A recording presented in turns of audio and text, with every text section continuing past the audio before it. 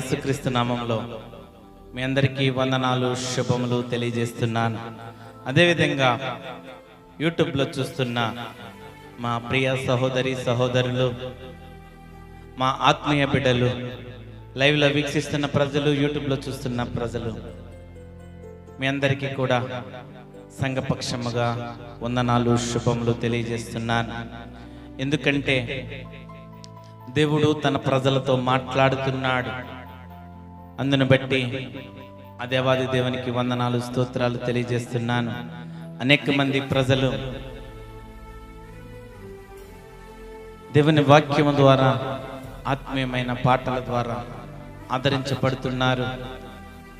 ఇంకా దేవునికి ఆ ఆత్మీయతలో ఎదగడానికి, వారి ఆత్మీయ జీవితాన్ని ఉజ్జీవపరచుకోవడానికి వారి జీవితంలో ఎంతో యూట్యూబ్ పరిచర్య ద్వారా దేవుడు సహాయం చేస్తున్నాడు. యూట్యూబ్లో అనేక మంది ప్రజలు వీక్షిస్తున్నారు. అందును బట్టి వారి కుటుంబాలను వారును దేవుడు దీవించిన గాక, ఆశీర్వదించిన గాక. అంతేకాకుండా ఎవరైతే యూట్యూబ్లో చూస్తున్న ప్రజలు ఉన్నారో వారందరూ కూడా అనేక మందికి షేర్ చేస్తే, అందును బట్టి నశించిపోతున్న ఆత్మలు, ఆ చనిపోతున్న లేకపోతే చనిపోవాలని ఆశ కలిగిన ప్రజలందరూ కూడా ఏదో ఒక మాట ద్వారా, దేవుని వాక్యం ద్వారా ఆదరించబడి దేవునిలోకి నడిపించబడతారు. వారు ఆత్మీయ జీవితాలు పడిపోకుండా, ఈ లోక ప్రజలు కూడా శారీరకముగా పాపములో పడిపోకుండా దేవుడే విడుదలిచ్చే దేవుడు, దేవుడే రక్షించే దేవుడు. అటువంటి దేవుడిని మనం స్తుతించాం, ఆరాధించాం. ఇంకను కూడా ఈ యూట్యూబ్ పరిచర్ని, రాఫర్ రివైవల్ మినిస్ట్రీస్ని మీరు ప్రోత్సహిస్తున్నందుకు మీకు, మీ కుటుంబాలకు వందనాలు తెలియజేస్తున్నాను. కొద్ది నిమిషాలు మనం దేవుని వాక్యాన్ని చూద్దాం. దేవుని వాక్యాన్ని మనం ధ్యానిద్దాం. ఈ పునరుద్ధాన కూడికలో, ఈ మధ్యాహ్న కాల సమయంలో దేవుడు మనతో ఏం మాట్లాడబోతున్నాడు, ఏ విషయాలతో దేవుడు మనల్ని దర్శించబోతున్నాడు, ఏ మాటలను దేవుడు సేవకుని ద్వారా, పరిశుద్ధాత్మ ప్రేరేపణ ద్వారా, ఆత్మ నడిపింపు ద్వారా నడిపిస్తున్నాడు. ఆ మాటలను మనం మన హృదయంలో భద్రపరుచుకుని దేవునికి సాక్షులుగా బ్రతకడానికి పరిశుద్ధాత్మ దేవుడు మనకి సహాయం చేయనుగాక. ఏప్రిల్ రాసిన పత్రిక 6వ అధ్యాయము. ఏప్రిల్ రాసిన పత్రిక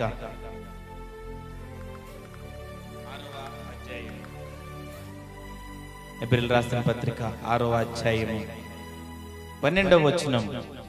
6వ అధ్యాయము 12వ వచనము చివరి భాగంలో మనం చూస్తే, మీలో ప్రతివాడును మీ నిరీక్షణ పరిపూర్ణమగు నిమిత్తము మీరిది వరకు కనపరిచిన ఆసక్తిని తుదముట్టుకు కనపరచవలని అపేక్షించుచున్నాను. అపోస్తుడైన పౌలు భక్తుడు ఏప్రిల్ రాసిన పత్రిక 6వ అధ్యాయము 12వ వచనంలో ఏ మాటలు పలుకుతున్నాడంటే, మీలో ప్రతివాడును మీ నిరీక్షణ పరిపూర్ణమగు నిమిత్తము మీరిది వరకు కనబరిచిన ఆసక్తిని తుదమట్టుకు కనపరచవాలని అపేక్షించుచున్నాను. ఈనాటి మన అంశం ఏంటంటే, ఆసక్తి కలిగియుండుడి. ఆసక్తి కలిగియుండుడి. దేని మీద ఆసక్తి కలిగి ఉండాలా? ఏ విషయంలో మనం ఆసక్తి కలిగి ఉండాలా? ఏ విషయంలో మనం ఆసక్తి కలిగి ఉండాలా? ఎటువంటి విషయాల్లో మనం ఆసక్తి కలిగి ఉండాలా? మనకు ఏ విషయాల్లో ఆసక్తి ఉండకూడదు? ఆసక్తి కలిగి ఉంటే వచ్చే లాభం ఏంటి? ఆసక్తి కలిగిన కొందరి భక్తులను మనం క్షుణ్ణముగా, క్లుప్తముగా తెలుసుకుందాం. ఆశ కలిగి, లేకపోతే ఆసక్తి కలిగి ఉండుడి. ఆసక్తి కలిగి ఉండుడి. తుదముట్టుకు ఇది వరకు కనబరిచిన ఆసక్తిని తుదమట్టుకు కనబరచవలనని అపేక్షించుచున్నాడు. ఇక్కడ పౌలు భక్తుడు ఏం మాట్లాడుతున్నాడంటే, నిరీక్షణ పరిపూర్ణమగు నిమిత్తము. నిరీక్షణ పరిపూర్ణమగు. ఏ నిరీక్షణ కలిగి ఉండాలా క్రైస్తవులు? ఏ నిరీక్షణ కలిగి జీవించాలా క్రైస్తవులు, విశ్వాసులు, దేవుని బిడ్డలు? మనకొక నిరీక్షణ ఉంది, మనకొక నిరీక్షణ ఉంది. ఒక వ్యక్తి మాట్లాడుతూ అంటాడు, క్రైస్తవులకి ఒక నిరీక్షణ ఉంది, వారు దానిని అనుసరిస్తూ దేవుణ్ణి ఆరాధిస్తున్నారు, మీకేం నిరీక్షణ ఉందని ఒక భక్తుడు అంటున్నాడు. ఒక వ్యక్తి, గొప్ప వ్యక్తి ఏమంటున్నాడంటే, క్రైస్తవులకు ఒక నిరీక్షణ ఉందని ఒక హిందువు స్వామి పలుకుతున్నాడు. హిందువు స్వామి పలుకుతున్నాడు, క్రైస్తవులకు నిరీక్షణ ఉందని హిందువులు గ్రహించారు. విశ్వాసులమైన మనము ఆ నిరీక్షణ ఏంటో మనము తెలుసుకుని ఆ నిరీక్షణ కొరకు ఆసక్తి కలిగి జీవించాలి. మన నిరీక్షణ ఏంటి? మన నిరీక్షణ ఎవరు? మన నిరీక్షణకు కారకులు ఎవరు? మన నిరీక్షణ యేసుక్రీస్తు ప్రభువే. ఆయనే మన నిరీక్షణకు కారకుడు. ఆయన రాకడలో మనల్ని ఎత్తుకుని మనల్ని తీసుకుని పోతాడు. పరలోక రాజ్యంలో, ఆ నిత్య రాజ్యంలోకి మనం ప్రవేశిస్తాము. విశ్వాసులకు నిరీక్షణ పరిపూర్ణమగినట్లు ఇదివరకు మీరు ఏదైతే ఆసక్తి కనపరిచారో, ఇదివరకు మీరు ఏ విధంగా అయినా ఆ ఆసక్తి ఉందో, అదే ఆసక్తిని తుదముట్టించండి, కడముట్టించండి. నువ్వు చనిపోయే వరకు, నీ ప్రాణము పోయేంత వరకు, నీ ఆత్మ దేవుని యొద్దకు వెళ్ళేంత వరకు అదే నిరీక్షణ కలిగి జీవించాలి. విశ్వాసులారా, దేవుని బిడ్డలారా, దేవుని బిడ్డలారా, దేవుని బిడ్డలారా, ఏ విషయంలో మనము ఆసక్తి కలిగి ఉండాలా? ఏ విషయంలో మనం ఆసక్తి కలిగి ఉండాలా? ఏ విషయంలో మనం ఆసక్తి కలిగి ఉండాలా? అపోస్తుల కార్యములు 17వ అధ్యాయము, అపోస్తుల కార్యములు 17వ అధ్యాయము 11వ వచనంలో మనం చూస్తే,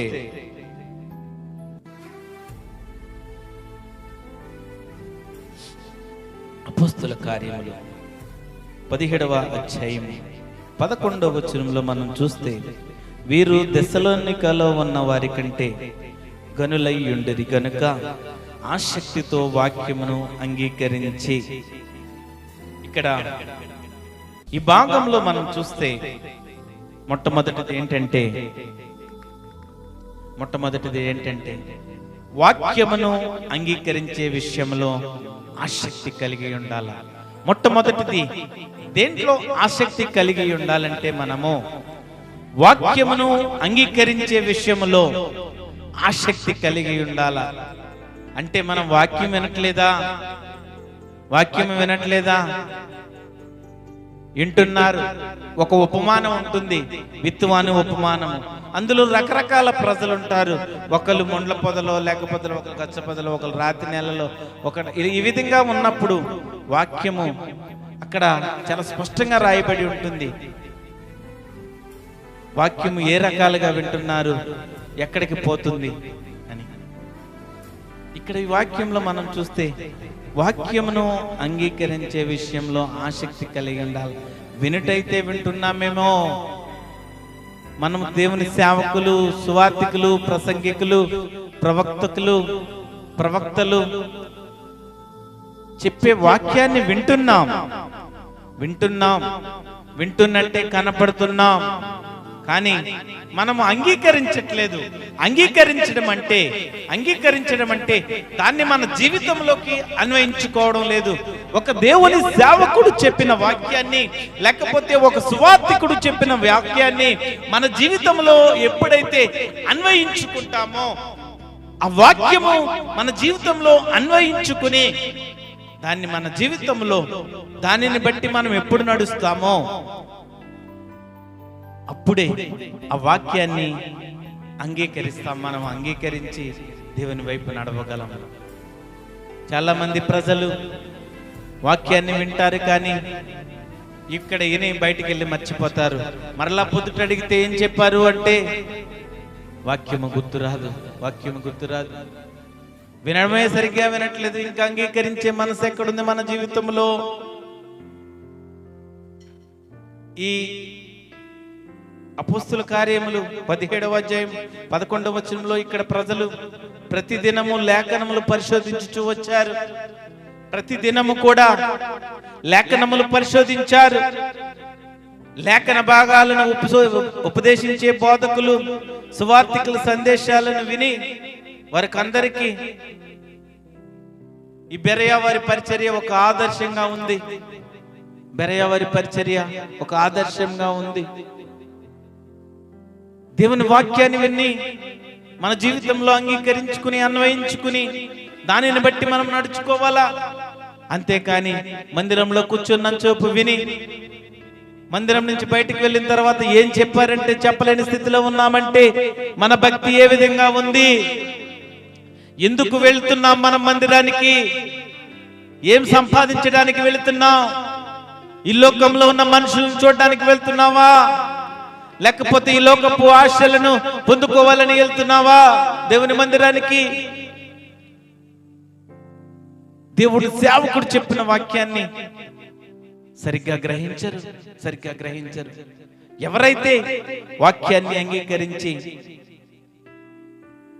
ఆసక్తి కలిగి ఉంటారో వారి జీవితంలోనే దేవుడు గొప్ప ప్రణాళికలు కలిగి ఉంటాడు. గొప్ప ప్రణాళికలు కలిగి ఉంటాడు. లేఖన భాగాలను వ్యక్తిగతంగా పఠించడం ద్వారా దానిని మనం జాగ్రత్తగా పరీక్షించాలి. జాగ్రత్తగా చదవాలా, క్షుణ్ణంగా చదవాలా, శ్రద్ధ పెట్టి చదవాలా, శ్రద్ధ పెట్టి వినాలా, పరిశీలించాలా, పరీక్షించాలా. పరీక్షించుట అంటే గ్రీక్ పదం అనాక్రినో, అంటే పైకి క్రిందకు జల్లించి జాగ్రత్తగా ఖచ్చితంగా పరిశీలించడం. వాక్యాన్ని మనం చాలా క్షుణ్ణంగా జల్లించి జాగ్రత్తగా ఖచ్చితంగా పరీక్షించడం వాక్యాన్ని. ఆ వాక్యము ద్వారానే మన బ్రతుకులు దేవుని వైపు చూస్తాయి. నీ వాక్యమే నన్ను బ్రతికించును. ఆయన వాక్యమే మనల్ని బ్రతికిస్తాది. బాధల్లో నెమ్మదిచ్చేది ఆయన వాక్యమే. నీ వాక్యమే నన్ను బ్రతికించును. బాధల్లో నెమ్మదిచ్చే దేవుడు, నీకు ఆదరణిచ్చేది, నిన్ను ఆదరించేది ఈ వాక్యమే. ప్రతి బోధలోని కూడా సత్యాన్ని దేవుని వాక్యానుసారమైనదో కాదో మనం పరీక్షించాలి. వాక్యమును అంగీకరించే విషయంలో ఆసక్తి కలిగి ఉండాలి. మనం వాక్యాన్ని అంగీకరించే విషయంలో, వాక్యము వినే విషయంలో ఆసక్తి కలిగి జాగ్రత్తగా మన జీవితంలో అన్వయించుకోవాలా. మన జీవితంలో అన్వయించుకోకపోతే, మన జీవితంలో దాన్ని పరిశీలనాత్మకంగా మనం చూడకపోతే మనము దేవునికి ఇష్టమైన బిడ్డలుగా ఏ విధంగా ఉండగలము? దేవునికి ఇష్టమైన బిడ్డలుగా మనం ఏ విధంగా నడవగలము? యెషయా గ్రంథము, యెషయా ప్రవక్త ఏం చెప్తున్నాడంటే, యెషయా గ్రంథము 34వ అధ్యాయము 16వ వచనంలో, యెహోవా గ్రంథమును పరిశీలించి చదువుకొనుడి. యెహోవా గ్రంథమును పరిశీలించి చదువుకోమంటున్నాడు. ఆయన గ్రంథమే మనకు ఆధారం, ఆయన గ్రంథమే మనకు నిరీక్షణ. ఆయన గ్రంథము ద్వారా, పరిశుద్ధ గ్రంథము ద్వారా ఆయనే మనకు నిరీక్షణ. ఆ గ్రంథమే మనకు ఆదరణించేది. ఆ వాక్యమే మనం అంగీకరించి మనం దాని పట్ల ఆసక్తి కలిగి ఉండాలి. యెహోవా గ్రంథమును పరిశీలించి చదువుకోవాలా.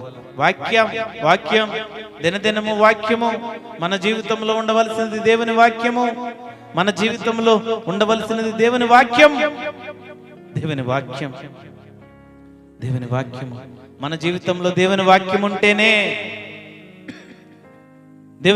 ఉంటేనే అది మనలను ఏం మాట్లాడాలో, ఏం మాట్లాడకూడదో, మనం ఏ విధంగా జీవించాలో, మనం ఏ విధంగా నడవడాలో, ఏ విధంగా ముందుకు సాగాలో అన్ని కూడా నేర్పించేది ఈ పరిశుద్ధ గ్రంథమైన వాక్యమే. ఈ పరిశుద్ధ గ్రంథమైన వాక్యమే. వాక్యమును అంగీకరించే విషయంలో ఆసక్తి కలిగి ఉండాలా. నీ జీవితంలో మొట్టమొదటి స్థానం ఏంటంటే పరిశుద్ధాత్మ దేవుడే. పరిశుద్ధాత్మ దేవునిలో ఉన్న నీవు దేని కొరకు ఆశ కలిగి ఉండాలంటే వాక్యమును అంగీకరించే విషయంలో ఆసక్తి కలిగి ఉండాలా. వాక్యమును అంగీకరించే విషయంలో ఆసక్తి కలిగి ఉండాలా. వాక్యమును అంగీకరించే విషయంలో ఆసక్తి కలిగి ఉండాలా. లూకా సువార్త 16వ అధ్యాయము 29వ వచనంలో, అందుకు అబ్రహాము వారి యొద్ద మోషేయు ప్రవక్తలను ఉన్నారు, వారి మాటలు వినవలనని అతనితో చెప్పెను. అతడు, తండ్రి అయిన అబ్రహామా, ఇలాగా అనవద్దు. దేవుని ప్రవక్తలు చెప్పినప్పుడు, దేవుని సేవకులు చెప్పినప్పుడు వాక్యాన్ని మన జీవితంలో అంగీకరించాలి. క్షుణ్ణంగా పరిశీలించాలి, జాగ్రత్తగా పరిశీలించాలి. ఆ సత్యమే చెప్తున్నారా? సత్యాన్ని బోధిస్తున్నారా? వాక్యము సత్యమే, వాక్యంలోని సత్యాన్నే బోధిస్తున్నారా? అబద్ధ వాక్యాలను బోధిస్తున్నారా? సత్యము ప్రకటిస్తున్నారా అని క్షుణ్ణంగా పరిశీలించి వాక్యాన్ని మనం అంగీకరించే వారిగా ఉండాలా. ప్రవక్తలు చెప్తున్నారు, వారి మాటలను వినమంటున్నాడు. దేవుని సేవకులు చెప్తున్నారు, దేవుని ప్రవక్తలు చెప్తున్నారు, వారి మాటలు వినండి, వారి మాటలు వినండి, వారి మాటలు వినండి. వినాలా? ఈరోజు ఈ దినముల్లో వినే ప్రజలు లేరు, వినే ప్రజలు లేరు. దేవుని మాటలు వినే ప్రజలు లేరు. సంఘంలో ఉంటారు, సేవకుడు గట్టిగా అరుస్తూ దేవుని వాక్యం చెప్తుంటే నిద్రపోతా ఉంటారు, ఫోన్లు చూసుకుంటా ఉంటారు. ఏం చెప్పావని అడిగితే నోట నుంచి మాట రాదు. అడిగితే మందిరానికి ఎక్కడ రారని సేవకులు భయపడుతున్నారు. ఈ దినముల్లో సేవకులు భయపడుతున్నారు. దేవుని వాక్యాన్ని అంగీకరించే విషయంలో మనము ఆసక్తి కలిగి ఉండాలా. దేని పట్ల మనం ఆసక్తి కలిగి ఉండాలంటే ఈ పరిశుద్ధ గ్రంథమైన దేవుని వాక్యము, పరిశుద్ధ గ్రంథమైన దేవుని వాక్యము, దాని విషయంలో మనం ఆసక్తి కలిగి ఉండాలా, ఆసక్తి కలిగి ఉండాలా.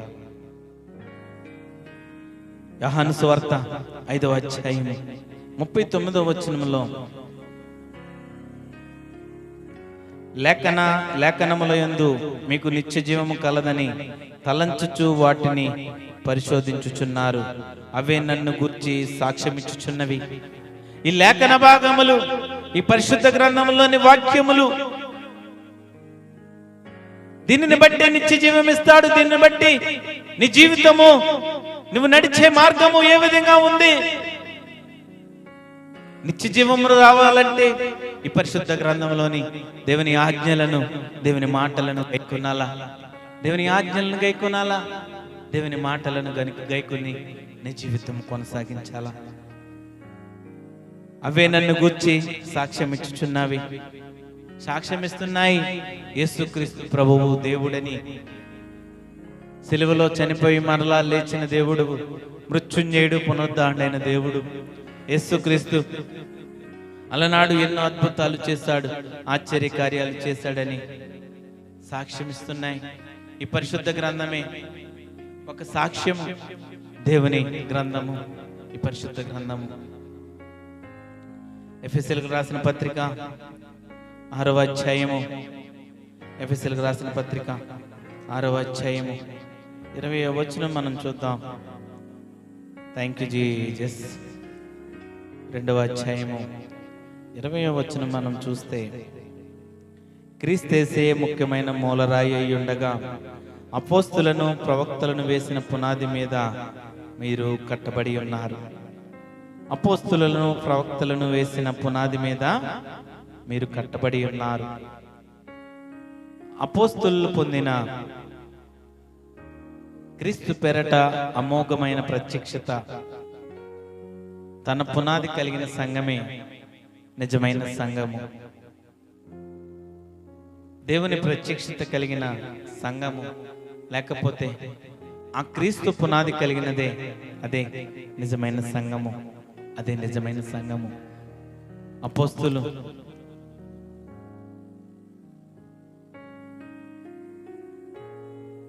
అపోస్తులు వేసిన పునాది, అపోస్తులు వేసిన పునాది. కొత్త నిబంధన అపోస్తుల్లో అసలైన సందేశకులు, అసలైన సందేశకులు. అనేక మంది ప్రజలు హతసాక్షులుగా మార్చబడ్డారు. దేవునికి ఇష్టమైన బిడ్డలు, దేవుని సువార్తను ప్రకటించిన బిడ్డలు, దేవుని పరిచర్య చేసిన బిడ్డలు, ప్రవక్తలు హతసాక్షులుగా మార్చబడ్డారు. హతసాక్షులైపోయారు. దేవుని కోసము, సువార్త పరిచర్య కోసము, దేవుని సువార్తను ప్రకటించడం కోసం హతసాక్షులైపోయారు. అది మన వాక్యాన్ని అంగీకరించి దానిని జాగ్రత్తగా దినదినము ఆచరిస్తూ గైకొను మన జీవితము దేవుని వైపు నడవడం అంటే అది. భక్తులు హతసాక్షులుగా అయిపోయారు. ఈ దినమున మనము వాక్యాన్ని వినే సమయం లేదు, వాక్యాన్ని అన్వయించుకునే సమయం లేదు, వాక్యాన్ని ధ్యానించే సమయం లేదు మనకి. ఇంకా మనం హతసాక్షులుగా ఉంటామా? దేవుని కొరకు ప్రాణాలు అర్పించడానికైనా మనం సిద్ధముగా ఉండాలి. ఎందుకంటే ప్రభువు మన కొరకు హతసాక్షి అయిపోయాడు.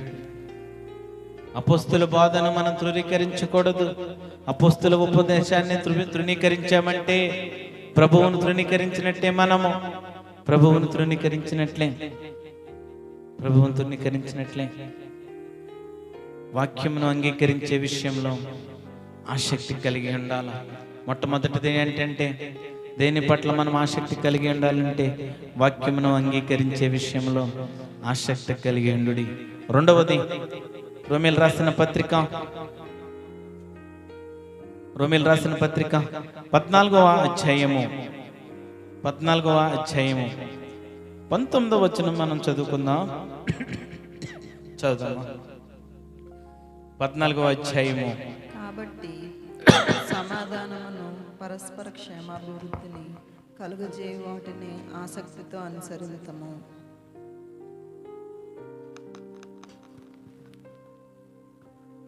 కాబట్టి సమాధానమును పరస్పర క్షేమాభివృద్ధిని కలుగజేయ వాటిని ఆసక్తితో అనుసరించము. క్షేమాభివృద్ధి కలుగజేసే వాటి మీదే ఆసక్తి ఉండాలి. రెండవది, క్షేమాభివృద్ధి కలుగజేసే వాటి మీదే ఆసక్తి కలిగి ఉండాలి. మనము ఈనాటి అంశం ఏం చూస్తున్నామంటే ఆసక్తి కలిగి ఉండుడి అని చూస్తున్నాము. దేని మీద మనం ఆసక్తి కలిగి ఉండాలని చూసాము. మొట్టమొదటి చూస్తాము. రెండవది, క్షేమాభివృద్ధి కలిగజేసే వాటి మీద ఆసక్తి ఉండాలి. ఏంటి క్షేమాభివృద్ధి కలిగజేసేవి? ఎవరైతే ఆయన వాక్యాన్ని అనుసరించి దేవుని బిడ్డలుగా, విశ్వాసులుగా పిలువబడతారో, దేవుని రాజ్యం కొరకు అనేక మంది ప్రజలను, నశించిపోతున్న ఆత్మలను రక్షిస్తున్నారో, దేవుని శక్తి, దేవుని ఆత్మ నడిపింపుము, ఆ పరిశుద్ధాత్మ శక్తి ఎవరి జీవితంలో అయితే ఉంటుందో వారు ఇతరుల పట్ల, సంఘము పట్ల క్షేమాభివృద్ధి కలుగజేసే మాటలే పలుకుతారు. ప్రియ సహోదరి సహోదరుడా, విశ్వాసులమైన మనము క్షేమాభివృద్ధి మాటలే పలకాల.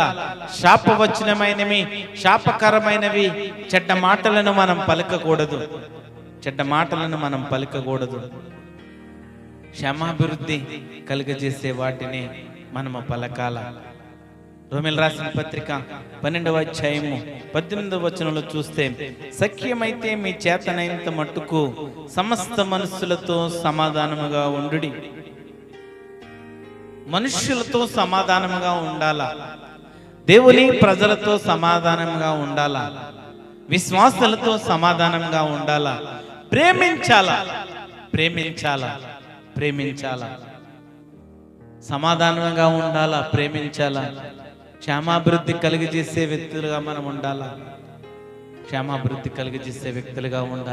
ఎవరైతే ఆయన యందు విశ్వాసం ఉంచి నమ్మి బాప్తిసం పొంది రక్షింపబడిన ప్రజలు మేలు చేసే ప్రజలుగానే ఉండాలి.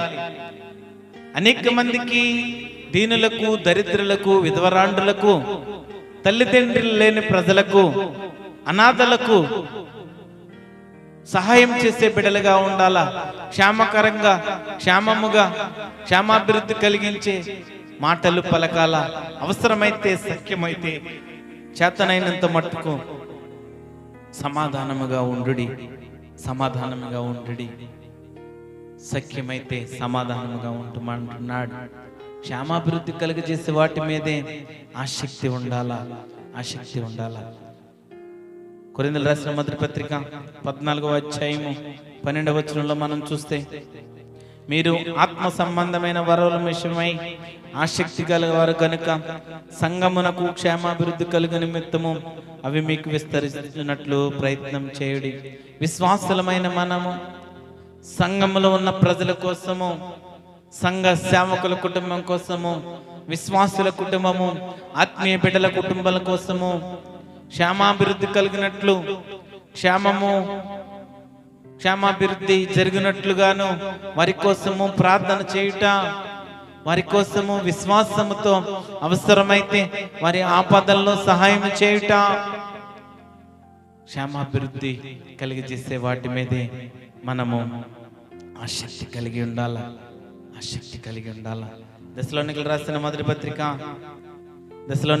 మొదటి పత్రిక 5వ అధ్యాయము 11వ వచనంలో, కాబట్టి మీరిప్పుడు చేయుచున్నట్టుగానే ఒకరినొకడు ఆదరించి ఒకరినొకడు క్షేమాభివృద్ధి కలుగుజేయుడి.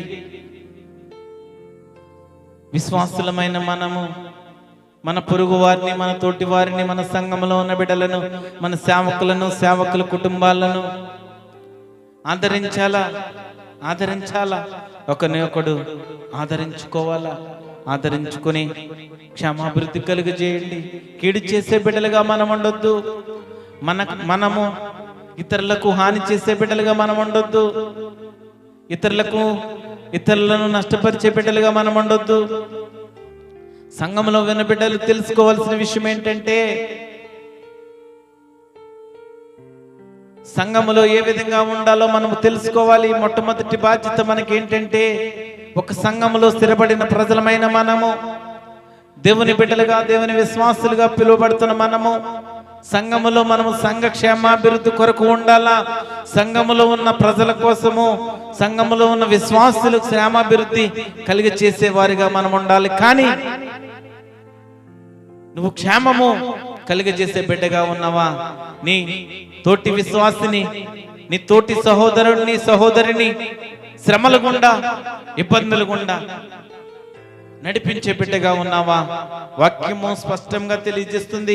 దశలోనికలు రాసిన మొదటి పత్రిక 5వ అధ్యాయము 11వ వచనంలో చాలా స్పష్టంగా రాయబడి ఉన్నది, కాబట్టి మీరు ఇప్పుడు చేయుచున్నట్టుగానే ఒకరినొకడు ఆదరించి ఒకరినొకడు క్షేమాభివృద్ధి కలుగజేయుడి. మనము క్షేమాభివృద్ధి మాత్రమే కలిగజేసే వారిగా ఉండాలి. క్షేమాభివృద్ధికరమైన మాటలు మాత్రమే పలకాల.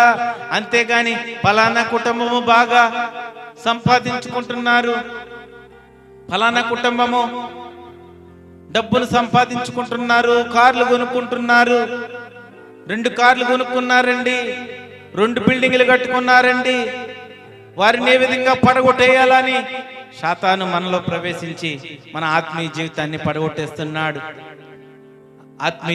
పడగొట్టేస్తున్నాడు. ప్రియ సహోదరి, సహోదరుడా, దేవుని మాటలు నిన్ను హెచ్చరిస్తున్నాయి. నీకు సఖ్యమైతే సమాధానముగా ఉండు. నీకు సఖ్యమైతే ఇతరులను ప్రేమించు. అంతేకాని ఇతరులను పాడు చేసే బుద్ధి, ఇతరులను నష్టపరిచే బుద్ధి, ఇతరులకు హాని చేసే బుద్ధి మన జీవితంలో వద్దు. అది సాతాను బుద్ధి, అది చీకటికరమైన బుద్ధి, అది పాపపు బుద్ధి, అది అనాలోచన కలిగిన బుద్ధి, అది అపవాది బుద్ధి. దేవుడు మనకి బుద్ధి వాక్యాన్ని ఇచ్చాడు, జ్ఞాన వాక్యాన్ని ఇచ్చాడు, పరిశుద్ధ గ్రంథమైన వాక్యాన్ని ఇచ్చాడు. వాక్యాన్ని అనుసరించు, వాక్యాన్ని ధ్యానించు. అప్పుడు నీ జీవితంలో ఏది మంచిదో ఏది చెడుతో తెలుస్తుంది. ఎన్ని సంవత్సరాలు వ్యర్థంగా గడుపుతావు? నీ తోటి వారి వలన, లేకపోతే నీ వలన నీ తోటి వారికి క్షేమము ఉంటుందని వారు నమ్ముతున్నారా? సంఘములో లేకపోతే ఈ సమస్యలు, ఈ గొడవలకు కారణమవుతున్నానేమో, లేకపోతే నేను అధికారాన్ని కోరుకుంటున్నానేమో, నేను సువార్త చెప్పాలి, నేను ప్రసంగాలు చేయాలి, పాస్టర్ గారి కన్నా నేనే బాగా చెప్తానేమో అని ఆశపడుతున్నావేమో, లేకపోతే సంఘంలో ఉన్న వారందరికన్నా గొప్పగా నేనే పాటలు పాడుతానని అనుకుంటున్నావేమో. ప్రియ సహోదరి సహోదరుడా, దేవుని మాటలు హెచ్చరిస్తున్నాయి, దేవుని మాటలు హెచ్చరిస్తున్నాయి. ఒకరినొకడు ఆదరించుకొని క్షేమాభివృద్ధి కలుగజేయుడి. సంఘము క్షేమాభివృద్ధిగా ఉండాలా, సంఘ ప్రజలు క్షేమాభివృద్ధిగా ఉండాలా, సంఘములో ఉన్న ప్రజలకు అవసరమైతే సహాయం చేసే బిడ్డలుగా ఉండాలా, అంతేకాని హాని చేసే బిడ్డలుగా మనం ఉండొద్దు, హాని చేసే బిడ్డలుగా ఉండొద్దు. రెండవది, క్షేమాభివృద్ధి కలుగజేసే వాటి మీద ఆసక్తి ఉండాలా. మూడవది చూద్దాం. కొరింథీయులకు రాసిన మొదటి పత్రిక 12వ అధ్యాయము. కొరింథీయులకు రాసిన మొదటి పత్రిక 12వ అధ్యాయము 31వ వచనం మనం చూస్తే, కృపావరములో శ్రేష్టమైన వాటిని ఆసక్తితో అపేక్షించుడి. మూడవది, శ్రేష్టమైన వాటి మీద ఆసక్తి ఉండాలా. మూడవ అంశము, శ్రేష్టమైన వాటి మీద ఆసక్తి కలిగి ఉండాలా. శ్రేష్టమైనవేంటి? బైబిల్ గ్రంథంలో అంతా పరిశీలన చేస్తే, బైబిల్ గ్రంథాన్ని అంతా క్షుణ్ణంగా పరిశీలన చేస్తే, బైబిల్ గ్రంథంలో ఏది శ్రేష్టమైనది? శ్రేష్టమైనది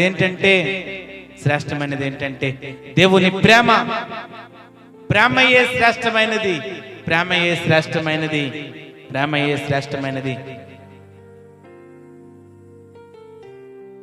13వ అధ్యాయము 13వ వచనంలో మనం చూడవచ్చు ఆ మాటను.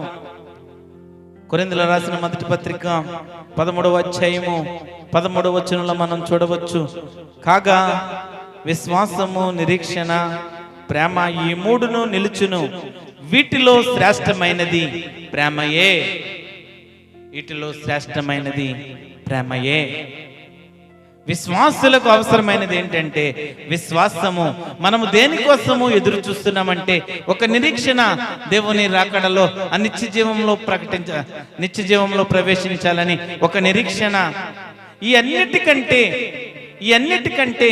ఈ మూడు విషయాలన్నిటికంటే, ప్రేమ విషయం అన్నిటికంటే శ్రేష్టమైనది ఏదైనా ఉన్నదంటే అది ప్రేమయే. అందుకే దేవుడు లోకమును ఎంతో ప్రేమించాడు. ఎవరిని కూడా, తనను శ్రమలు పెట్టిన ప్రజలను కూడా,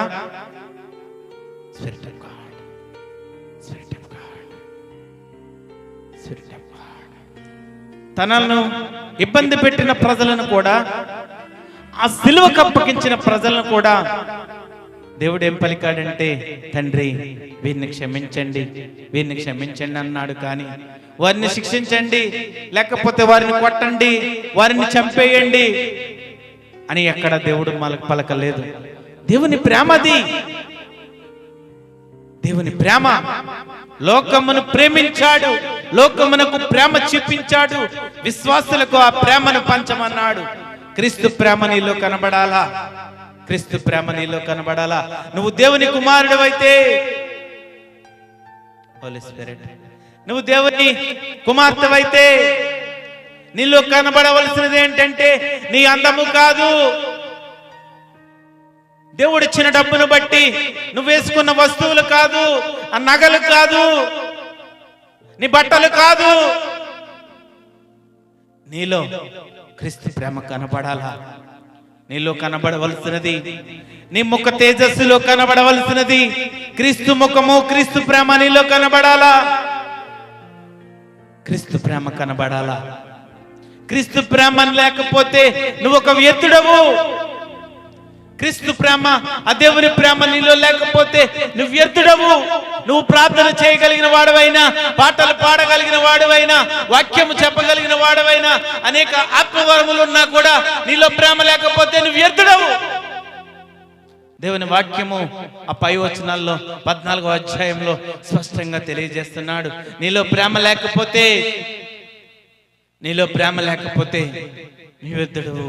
నీ వ్యర్థుడవు. ప్రేమ శాశ్వత కాలముండును, ప్రేమ సహించును, ప్రేమ అన్నిటిని ఓర్చుకొనును, ప్రేమ దీర్ఘశాంతము కలది, ప్రేమ దీర్ఘశాంతము కలది. నీలో ఉండవలసిన ప్రేమ ఎవరిది? క్రీస్తు ప్రేమ. ఈ లోక ప్రేమను ప్రేమిస్తున్నావేమో, బంధువుల ప్రేమను ఆచరిస్తున్నావేమో, తల్లిదండ్రుల ప్రేమను ఇష్టపడుతున్నావేమో, చదువుకునే పిల్లలు వయసులో ఉన్న బిడ్డలను ఇష్టపడుతున్నారేమో. దేవుని కుమారుడువా కుమార్తెవా ఒకసారి ఆలోచన చేసుకుంటావా? నేను స్పష్టంగా మాట్లాడుతున్నాను. పరిశుద్ధాత్మ ప్రేరేపణతో, ఆత్మ నడిపింపుతో దేవుని వాక్యము మీతో స్పష్టంగా మాట్లాడుతుందని నేను అనుకుంటున్నాను. నీలో ప్రేమ లేకపోతే ఎవరి ప్రేమ నీలో ఉండాలా? దేవుని ప్రేమ నీలో ఉండాలా? దేవుని ప్రేమ నీలో ఉండాలా? శ్రేష్టమైన వాటి మీద ఆసక్తి ఉంచమంటున్నాడు. శ్రేష్టమైనది ఏంటి ప్రభువా? శ్రేష్టమైనది ఏంటి ప్రభువా? బంగారమా, వజ్రమా, డైమండా, లేకపోతే ఇళ్ళ ఆస్తులా? ఇవి అడుగుతున్నారు ప్రజలు. దేవుని ప్రజలు ఇవి అడుగుతున్నారు. దేవుడు కోరుకునేది ఇది కాదు. దేవుడు కోరుకునేది ఇది కాదు. ప్రియ సహోదరి సహోదరుడా, దేవుడు మన పట్ల మనల్ని కోరుకునేది ఇది కాదు. మనల్ని కోరుకునేది ఏంటంటే, నేను ఈ లోకము కోసము, ఈ లోక ప్రజల కోసము వారి పాపములు నా భుజం మీద వేసుకున్నాను. ఈ లోక పాపములు నేను భరించాను. ఈ లోక పాపములు ఆ సిలువ మాను మీద, ఆ సిలువ కాడిని మోస్తూ నేను భరించాను. మీ పాపములన్నీ కూడా నేను మోసాను. ఆ సిలువలో మీకోసం, మీ పాపముల నిమిత్తము నేను చనిపోయి మరలా 3వ దినమున లేచిన దేవుడు. నా ప్రేమ గొప్ప ప్రేమ, నా ప్రేమ సత్యమైన ప్రేమ, నా ప్రేమ సత్యమైన ప్రేమ, నా ప్రేమ యథార్థమైన ప్రేమ, మోసపూరితమైన ప్రేమ కాదు నాది. కొద్ది నిమిషాల సంతోషం కోసం, కొద్ది నిమిషాల తృప్తి కోసం చూపించే ప్రేమ నాది కాదు. లేకపోతే మనకు సహాయం చేస్తారు, మనల్ని వారి ప్రేమగా చూడాలనే ప్రేమ కాదు నాది. అందరి పట్ల ఒకే ప్రేమ కలిగి ఉన్నాడు. శ్రేష్టమైనది ఏంటంటే దేవుని ప్రేమే. దేవుని ప్రేమ శ్రేష్టమైనది. ఆ 13వ అధ్యాయము 4వ వచనం నుంచి 7వ వచనం మనకు చూస్తే, ప్రేమ లేని వాడినైతే నాకు ప్రయోజనమేమీ లేదు. అది 3వ వచనంలో ఉంటుంది. ప్రేమ లేని వాళ్ళుగా జీవిస్తున్నామా? ప్రేమ లేని వాడినైతే నాకు ప్రయోజనమేమీ లేదు. ప్రేమ దీర్ఘకాలము సహించును, దయ చూపించును, ప్రేమ మచ్చరపడదు, ప్రేమ డంబముగా ప్రవర్తింపదు, అది ఉప్పొంగదు, అమర్యాదగా నడవదు, స్వప్రయోజనమును విచారించుకొనదు, త్వరగా కోప్పడదు, అపకారమును మనసులో ఉంచుకొనదు, దుర్నీతి విషయమై సంతోషపడక సంతోషమందు సంతోషించును, అన్నిటికీ తాలుకొనును, అన్నిటిని నమ్మును, అన్నిటిని నిరీక్షించును, అన్నిటినీ ఓర్చును. ప్రేమ శాశ్వత కాలముండును. ప్రేమ శాశ్వత కాలముండును. ఆ దేవుడు జీవించిన ప్రేమ ఎన్నో సంవత్సరాలు గడిచినప్పటికీ కూడా ఇప్పటికీ కూడా శాశ్వతంగా ఉంది. ప్రియ సహోదరి సహోదరుడా, శ్రేష్టమైన వాటి మీద మనం ఆసక్తి కలిగి ఉండాలా. శ్రేష్టమైన వాటి మీద ఆశ కలిగి ఉండాలా. అర్థాలు చెప్పడం, భాషలు మాట్లాడడం, దేవుడిచ్చిన ఆత్మవరాలు అవన్నీ ఉన్నప్పటికీ కూడా మన జీవితంతో ప్రేమ లేకపోతే వ్యర్థుడవే. ప్రేమ లేకపోతే వ్యర్థుడవే. రోమీయులకు రాసిన పత్రిక 5వ అధ్యాయము 5వ వచనంలో మనం చూస్తే, ఎందుకనగా ఈ నిరీక్షణ మనలను సిగ్గుపరచదు, మనకు అనుగ్రహింపబడిన పరిశుద్ధాత్మ ద్వారా దేవుని ప్రేమ మన హృదయంలో కొమ్మరింపబడి ఉన్నది. ఎందుకనగా ఈ నిరీక్షణ మనలను సిగ్గుపరచదు. మనము అనుగ్రహింపబడిన పరిశుద్ధాత్మ ద్వారా దేవుని ప్రేమ మన హృదయంలో కొమ్మరించబడింది. పరిశుద్ధాత్మ ద్వారా దేవుని ప్రేమ మన హృదయంలో కుమ్మరించబడింది. ఆ పరిశుద్ధాత్మ శక్తిని మనం పొందుకోలేకపోతున్నాం. ఆ పరిశుద్ధాత్మ శక్తిని మనం అనుభవించలేకపోతున్నాం. ఆ పరిశుద్ధాత్మ దేవుడు మన జీవితంలో ఉంటే దేవుని ప్రేమను ఏ విధంగా చూపించాం? మనం ఇతరులకు ఎంతో మందికి దేవుని ప్రేమను చూపించే బిడ్డలుగా ఉంటాము. శ్రేష్టమైన వాటి మీదే ఆసక్తి ఉండాలి. నాలుగవదిగా కొరింథీయులకు రాసిన మొదటి పత్రిక 14వ అధ్యాయము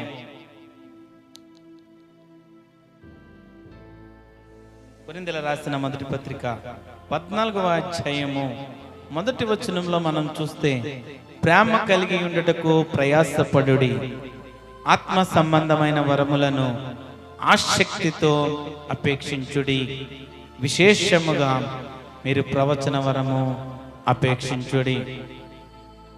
నాలుగవ అంశం ఏంటంటే, ఆత్మ సంబంధమైన వరముల విషయంలో ఆసక్తి ఉండాలా. ఆత్మ సంబంధమైన వరముల విషయంలో ఆసక్తి ఉండాలా. ఆత్మ సంబంధమైన వరములు ఏంటంటే, బుద్ధివాక్యము, జ్ఞానవాక్యము, ఆత్మల వివేచన, స్వస్థపరచుట, అద్భుత కార్యములు, విశ్వాసము, ప్రవచనము, భాషలు మాట్లాడము, భాషలకు అర్థాలు చెప్పడము. కొరింథీయులకు రాసిన పత్రిక 12వ అధ్యాయము 8 నుంచి 10వ వచనంలో మనం చూడవచ్చును. ఇందులో ప్రాముఖ్యమైన వరం ఏమిటంటే ప్రవచన వరమును అపేక్షించుడి. ప్రవచన వరము ఎందుకనగా భాషతో మాట్లాడువాడు మనుష్యుల కాదు, దేవునితో మాట్లాడుచున్నాడు. మనుష్యుడెవడును గ్రహింపడు గాని వాడు ఆత్మ వలమున మర్మములు పలుకుచున్నాడు. క్షేమాభివృద్ధియు హెచ్చరికయు ఆదరణయు కలుగునట్లు ప్రవచించువాడు మనుష్యులతో మాట్లాడుచున్నారు. ఎవరైతే ప్రజలకు క్షేమాభివృద్ధి, హెచ్చరిక, ఆదరణ కలిగినట్లు ప్రవచిస్తారు. భాషతో మాట్లాడే తనకు క్షేమాభివృద్ధి కలుగు చేసుకొనును గాని ప్రవచించువాడు సంగమునకు క్షేమాభివృద్ధి కలుగు చేయను.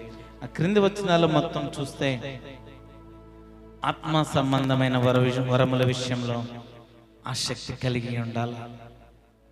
ఈ అంశాలన్నిటిలో కూడా మనం ఆసక్తి ఉంటేనే దేవుడు మనల్ని గణపరుస్తాడు. దేవుడు మనల్ని తన ప్రణాళిక చొప్పున తనకిష్టమైన కుమారుడిగా, తన ప్రణాళికలు నెరవేర్చే బిడ్డగా మనల్ని చేస్తాడు. నాలుగవది, ఆత్మ సంబంధమైన వరముల విషయంలో ఆసక్తి కలిగి ఉండాలి. ఈ కింది వచనాలన్నీ చూస్తే వరములు ఉంటాయి. ఆత్మవరములు 12వ అధ్యాయం 7 నుంచి 10 వచనంలో ఆత్మవరములు ఉంటాయి. ఆత్మవరముల కొరకు మనం ఆసక్తి కలిగి ఉండాలా. ప్రార్థన చేయాల పట్టుదలతో. ఉత్తినే రావవి. ఆత్మవరాలంటే దొరుకుతాయి అనుకుంటున్నారేమో. మార్కెట్లో దొరికేవి కాదు, లేకపోతే ఒక సేవకుడు ఎలాగిస్తే వచ్చేవి కాదు. ఆత్మవరాలు నువ్వు ఎంత ఎక్కువ దేవునితో సమయం గడుపుతావో, ఎంత ఎక్కువగా దేవునికి విజ్ఞాపన లేకపోతే ఉపవాసం ఉండి దేవునితో ప్రార్థన చేస్తూ ఆయనతో సహవాసం చేస్తూ గడుపుతావో వారికి ఇచ్చేవి ఆత్మవరములు, ఆత్మీయ వరములు. అంతేకాని ఒక సేవకుడు ఎలాగొచ్చే అనగానే నీకు ఆత్మవరం రాదు. పరిశుద్ధాత్మ ప్రేరేపణ, ఆ పరిశుద్ధాత్మ దేవునితో నువ్వు మాట్లాడుతూ దినదినము దేవునితో సహవాసం చేస్తూ ఉపవాసంలో గడిపితే, ప్రార్థన చేసి పొందుకునే వరకు మనం వదిలిపెట్టకూడదు. ప్రార్థన చేసి పొందుకోవాలా ఆత్మీయ వరాలు. ఆత్మీయ వరాలు ప్రార్థన చేసి మనం పొందుకోవాలా.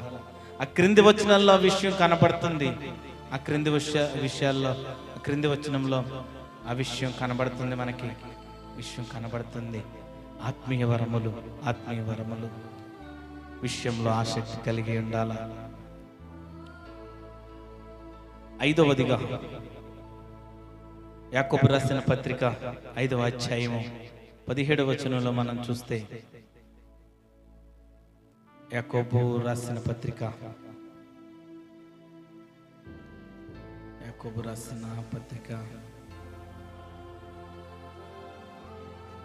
చదువుదామా? 5వ అధ్యాయం 17వ వచనము.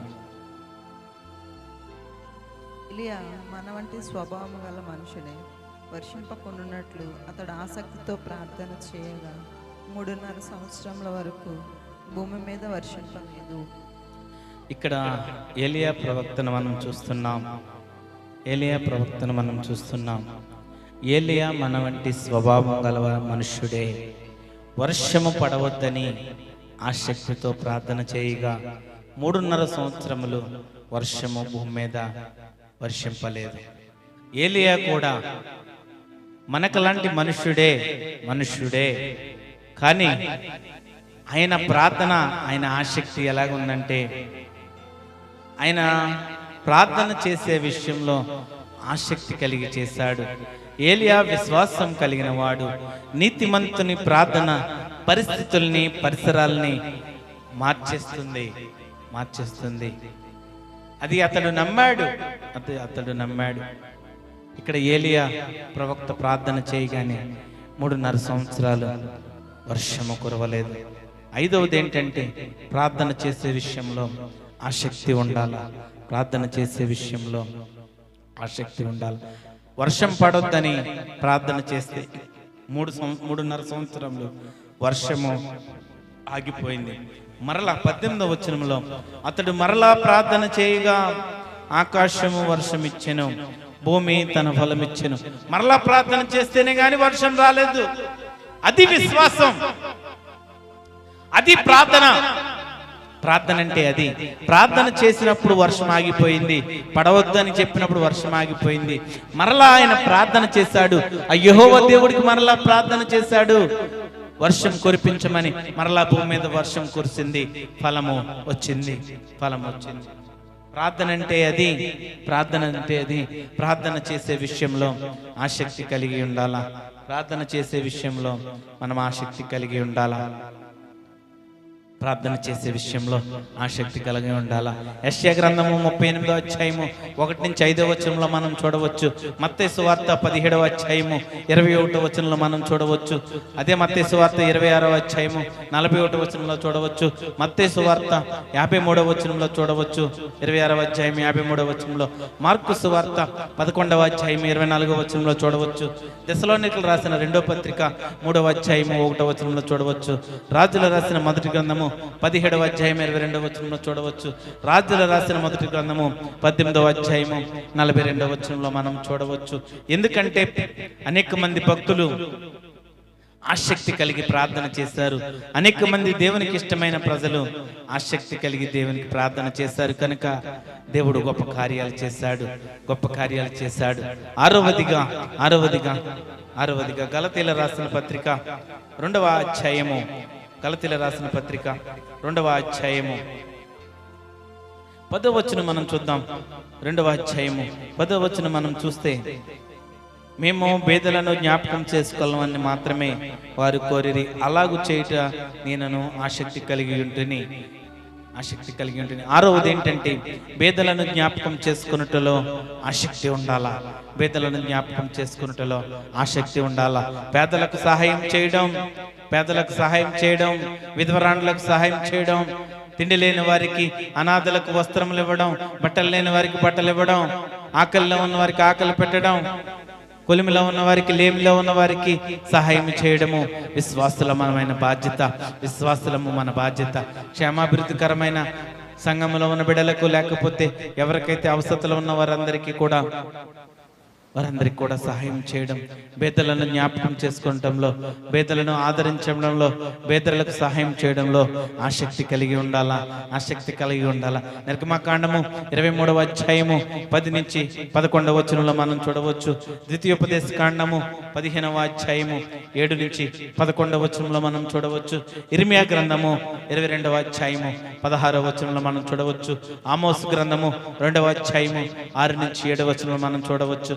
మత్తయి సువార్త 6వ అధ్యాయము 2 నుంచి 4వ వచనంలో మనం చూడవచ్చు. యోహాను సువార్త 13వ అధ్యాయము 29వ వచనంలో మనం చూడవచ్చు.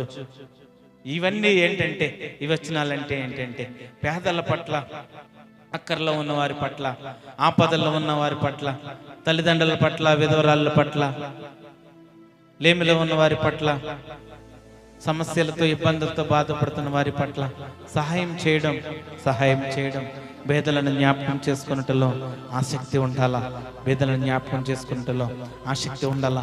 ఏడవది కొరింథీయులకు రాసిన 2వ పత్రిక 11వ అధ్యాయము 2వ వచనం మనం చూద్దాం. 11వ అధ్యాయము 2వ వచనంలో మనం చూస్తే, దేవాశక్తితో మీ ఎడల ఆసక్తి కలిగి ఉన్నాను. భయభక్తి కలిగి ఉండుటలో ఆసక్తి కలిగి ఉండాలా. మనం భయభక్తులు ఎవరి పట్ల భయభక్తులు కలిగి ఉండాలంటే దేవుని పట్ల భయభక్తులు కలిగి ఉండాలా. దేవుడే మనకి అన్ని సమకూర్చే దేవుడు. ఎవరైతే ఆయన యందు భయభక్తులు కలిగి జీవిస్తారో, ఎవరైతే ఆయన యందు భయభక్తులు కలిగి వారి జీవితాలను, వారి కుటుంబాలను దేవుని నడుస్తారో, వారి జీవితంలో దేవుడు గొప్ప కార్యాలు చేసే దేవుడు, గొప్ప మేలులు చేసే దేవుడు. లేవియా కాండము 21వ అధ్యాయము 13వ వచనంలో మనం చూడవచ్చు. హోషేయ గ్రంథము 2వ అధ్యాయము 19వ వచనంలో మనం చూడవచ్చు. కొరింథీయులకు రాసిన మొదటి పత్రిక 4వ అధ్యాయము 15వ వచనంలో మనం చూడవచ్చు.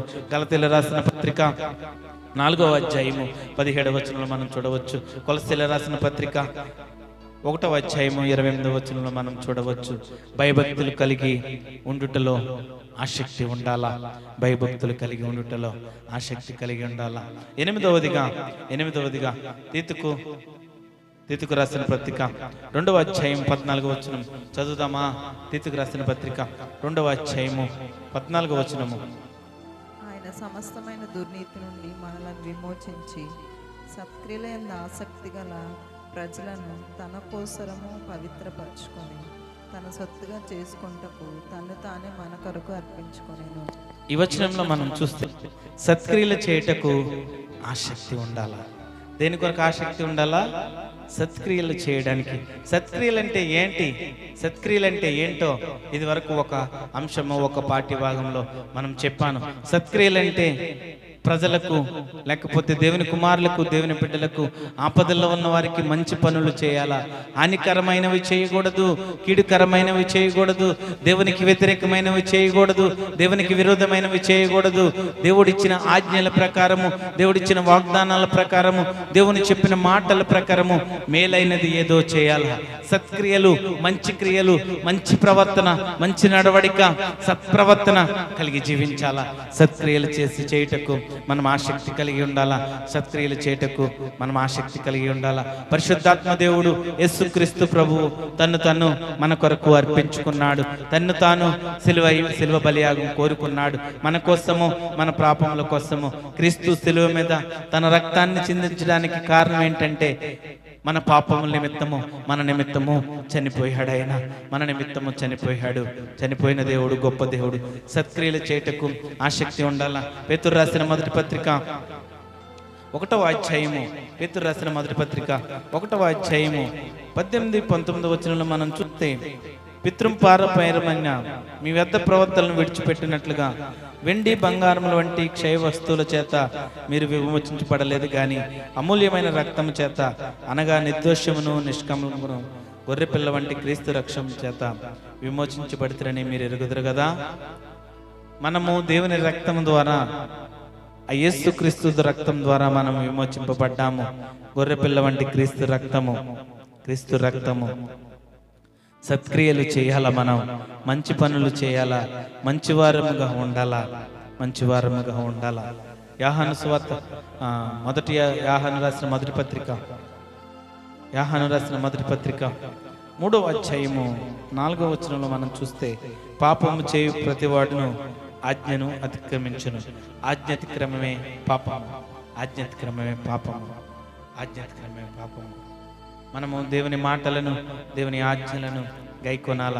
రోమీయులకు రాసిన పత్రిక 5వ అధ్యాయము 9 నుంచి 11వ వచనంలో మనం చూస్తే, కాబట్టి ఆయన రక్తం వలన ఇప్పుడు నీతిమంతులుగా తీర్చబడి మరింత నిశ్చయముగా ఆయన ద్వారా ఉగ్రత నుండి రక్షింపబడదము.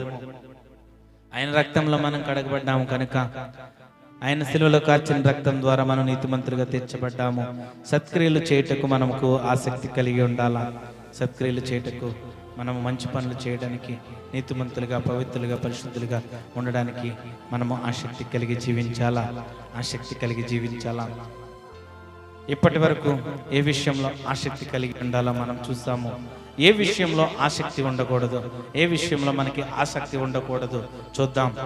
కీర్తన గ్రంథము 20వ అధ్యాయము 20వ వచనం. సమయం ఎక్కువ అవుతుంది కనుక త్వరగా చెప్పుకుందాం. కీర్తన గ్రంథము 20వ అధ్యాయము 13వ వచనం చదువుకుందాం.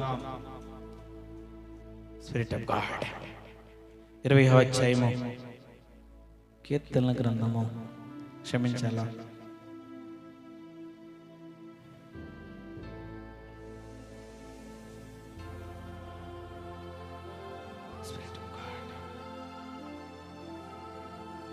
నిద్రయందు ఆసక్తి ఉండకూడదు, నిద్రయందు ఆసక్తి ఉండకూడదు. మొట్టమొదటిది ఏంటంటే నిద్రయందు ఆసక్తి ఉండకూడదు. Spirit of God, Holy Spirit, Holy Spirit. ఏ విషయంలో మనము ఆసక్తి ఉండకూడదంటే నిద్రయందు ఆసక్తి ఉండకూడదు. రెండవది ఏంటంటే మద్యము అల్లరికి కారణమయ్యే వాటి మీద ఆసక్తి ఉండకూడదు. మద్యము అల్లరికి కారణమయ్యే వాటి మీద ఆసక్తి ఉండకూడదు. సామెతల గ్రంథము 31వ అధ్యాయము, సామెతల గ్రంథము 31వ అధ్యాయము 4వ వచనంలో మనం చూద్దాం. ద్రాక్షరసం త్రాగుట రాజులకు తగదు, లెమియేలు అది రాజులకు తగదు, మద్యపాన శక్తి అధికారులకు తగదు, త్రాగిన ఎడల వారి కట్టలను మరుదురు, దీనులకందరికీ అన్యాయం చేదురు, ప్రాణం పోచున్న వారికి మద్యమునియుడి. యువచనల్లో మనం చూస్తే మద్యం తాగే వారికి అల్లరికి కారణమయ్యే వాటి మీద ఆసక్తి ఉండకూడదు. సుఖం మీద మూడవది ఆసక్తి ఉండకూడదు. యెషయా గ్రంథము 32వ అధ్యాయము 9వ వచనం చూడవచ్చు మనం. ఏ విషయంలో మనకు ఆసక్తి ఉండకూడదంటే మొట్టమొదటిది నిద్రయందు ఆసక్తి ఉండకూడదు. రెండవది మద్యము అల్లరి కారణమయ్యే వాటి మీద ఆసక్తి ఉండకూడదు. మూడవది సుఖం మీద ఆసక్తి ఉండకూడదు. ఆసక్తి కలిగి ఉంటే వచ్చే లాభం ఏంటి? మనము ఆసక్తి కలిగి ఉంటే వచ్చే లాభం ఏంటి? మొట్టమొదటిది కొరింథీయులకు రాసిన మొదటి పత్రిక 14వ అధ్యాయము 12వ వచనంలో సంగమునకు క్షేమాభివృద్ధి ఉంటుంది, సంగమునకు క్షేమాభివృద్ధి ఉంటుంది. రెండవది కొరింథీయులకు రాసిన 2వ పత్రిక 9వ అధ్యాయము 2వ వచనంలో ఆసక్తి కలిగి ఉండుటకు అనేకులు ప్రేరేపించబడతారు. మూడవది అపోస్తుల కార్యములు 12వ అధ్యాయము 5 నుంచి 7వ వచనం వరకు మనం చూస్తే సంఖ్యలు బంధకాలు అన్నీ కూడా ఊడిపోతాయి. అసంఖ్యలు బంధకాలు అన్నీ ఊడిపోతాయి. నాలుగవది పేతురు రాసిన మొదటి పత్రిక 3వ అధ్యాయము 13వ వచనంలో మనం చూస్తే ప్రభు ఏ హాని జరగనివ్వడు. ఆసక్తి ఉంటే, దేవుని పట్ల ఆసక్తి ఉంటే, వాక్యం పట్ల ఆసక్తి ఉంటే, ప్రార్థన పట్ల ఆసక్తి ఉంటే మన జీవితాల్లో కలిగే లాభాలు. ఆసక్తి కలిగిన కొందరు భక్తులను మీకు చూపించి ముగించుకుంటాను. దేవుని పట్ల, వాక్యము పట్ల, ప్రార్థన పట్ల ఆసక్తి కలిగిన కొందరు భక్తులను మీకు చూపించి ముగిస్తాను. ఎలియాజరు కుమారుడైన ఫీనెహాస్ సంఖ్యాకాండము 25వ అధ్యాయము 13వ వచనంలో దేవుని విషయమందు ఆసక్తి కలిగి ఉన్నాడు. ఎలియాజరు కుమారుడైన ఫీనెహాస్ దేవుని విషయమందు ఆసక్తి కలిగి ఉన్నాడు. భక్తుల జీవితము. రెండవది యెషయా గ్రంథము 26వ అధ్యాయము 9వ వచనములో యెషయా ఆత్మ ఆసక్తి కలిగిన వాడు. యెషయా ప్రవక్త ఆత్మ ఆసక్తి కలిగిన వాడు. మూడవది కొరింథీయులకు రాసిన 2వ పత్రిక 8వ అధ్యాయము 16వ వచనంలో మనం చూస్తే సంఘము విషయంలో ఆసక్తి కలిగిన పౌలు భక్తుడు సంఘక్షేమము కోసము, సంఘము కోసము ఆసక్తి కలిగిన పౌలు, సంఘ విషయంలో ఆసక్తి కలిగిన పౌలు. 4వదిగా కొరింథీయులకు రాసిన 2వ పత్రిక 8వ అధ్యాయము 17వ వచనంలో మనం చూస్తే విశేష ఆసక్తి కలిగిన తీతు, విశేష ఆసక్తి కలిగిన తీతు. ఇది ఏ విషయంలో మనం ఆసక్తి కలిగి ఉండాలా? ఆసక్తిని తుదముట్టుకు కనపరచుడి, ఆసక్తిని తుదముట్టుకు కనపరచడి. చివరి వరకు మొట్టమొదటి దినం మనకి ఆసక్తి అయితే ఉన్నదో, చివరి వరకు కూడా అదే ఆసక్తి కలిగి జీవించాలా. ఏ విషయంలో ఆసక్తి కలిగి ఉండాలో చూసాం మనం, ఏ విషయంలో ఆసక్తి ఉండకూడదో మనం చూసాం. ఆసక్తి కలిగి ఉంటే వచ్చే లాభాలేంటో మనం చూసాం. ఆసక్తి కలిగిన కొందరు భక్తులను మనం చూసాం. చివరిగా రోమీయులకు రాసిన పత్రిక 12వ అధ్యాయము 11వ వచనంలో మనం చూస్తే 12వ అధ్యాయము 11వ వచనంలో మనం చూస్తే ఆసక్తి విషయంలో మాంజులు కాక ఆత్మయందు తీవ్రత గలవారై ప్రభువుని సేవించుడి, నిరీక్షణ గలవారై సంతోషించుచు, శ్రమయందు ఓర్పు గలవారై ప్రార్థనయందు పట్టుదల కలిగియుండుడి. ఆసక్తి విషయంలో మాంజులు కాక ఉండమంటున్నాడు. ఆసక్తి విషయంలో ఆత్మయందు తీవ్రత గలవారై ఉండమంటున్నాడు. ప్రభువుని సేవించమంటున్నాడు. నిరీక్షణ గలవారమై సంతోషించు శ్రమయందు ఓర్పు గలవారై ప్రార్థనయందు పట్టుదల కలిగి ఉండమంటున్నాడు. దేవుని వాక్యము ఆసక్తి కలిగి జీవించాలా.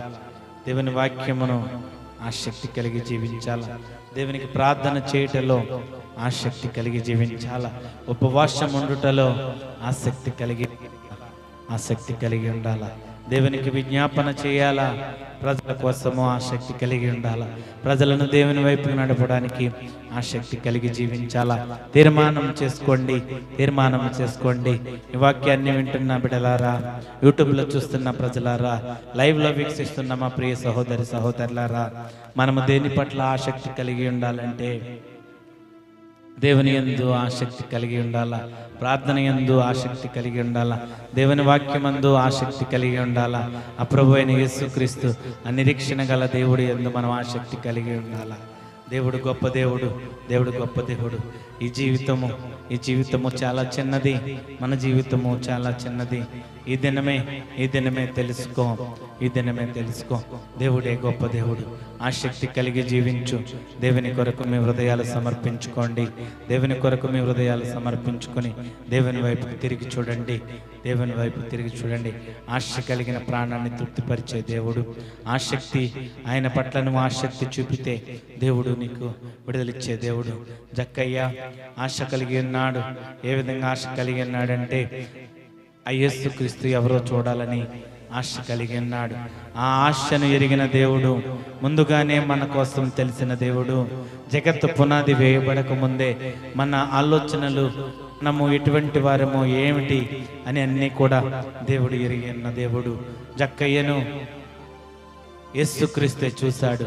జక్కయ్య దిగిరా మేడి చెట్టు ఎక్కినప్పుడు జక్కయ్య యేసు ప్రభుని చూడాలని ఆశ కలిగినప్పుడు యేసు ప్రభే జక్కయ్యను చూసి, జక్కయ్య దిగిరా, నేడు నీకు రక్షణ వచ్చింది, నీ ఇంటికి రక్షణ వచ్చిందన్నాడు. ప్రియ కుమారులారా, ఆసక్తి కలిగి మనం జీవిస్తే, ఆసక్తి కలిగి మనం ఉంటే దేవుడు మనకెన్నో అద్భుత కార్యాలు, ఆశ్చర్య కార్యాలు, మేలులతో మనల్ని నింపుతాడు. ఒక భక్తునిగా, ప్రవక్తగా నిన్ను వాడుకోవడానికి దేవుడు ఇష్టపడుతున్నాడు. తీర్మానం చేసుకో. కృప కలిగిన